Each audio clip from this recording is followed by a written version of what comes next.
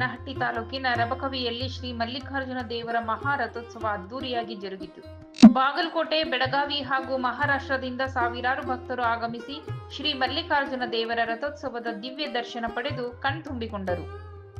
ದೂರ ದೂರದ ಊರುಗಳಿಂದ ಭಕ್ತರು ತಮ್ಮ ದೇವರ ಪಾಲಕಿಯನ್ನು ತಂದು ಕೃಷ್ಣಾ ನದಿಯಲ್ಲಿ ಮಡಿ ಸ್ನಾನ ಮಾಡಿ ಈ ಪವಿತ್ರ ಉತ್ಸವದಲ್ಲಿ ಪಾಲ್ಗೊಂಡರು. ತಲತಲಾಂತರದಿಂದ ನಡೆದು ಬಂದಿರುವ ವಿಶಿಷ್ಟ ಸಂಪ್ರದಾಯವೇನೆಂದರೆ ಮಹಾಲಿಂಗಪುರದ ಶ್ರೀ ಮಹಾಲಿಂಗೇಶ್ವರ ಪಾಲಕಿಯ ಆಗಮನ. ಶ್ರೀ ಮಹಾಲಿಂಗೇಶ್ವರ ಮೂರ್ತಿಯನ್ನು ಶ್ರೀ ಮಲ್ಲಿಕಾರ್ಜುನ ದೇವರ ಜೊತೆ ರಥದಲ್ಲಿ ಇರಿಸಿ ಭವ್ಯ ರಥೋತ್ಸವ ನಡೆಯಿತು.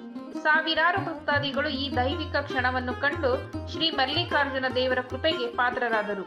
ಈ ಸಂದರ್ಭದಲ್ಲಿ ಪೊಲೀಸ್ ಸಿಬ್ಬಂದಿಗಳು ಅಚ್ಚುಕಟ್ಟಾಗಿ ಕಾರ್ಯನಿರ್ವಹಿಸಿ ಯಾವುದೇ ಗೊಂದಲವಿಲ್ಲದೆ ಉತ್ಸವ ಸುಗಮವಾಗಿ ನಡೆಯುವಂತೆ ಮಾಡಿದರು.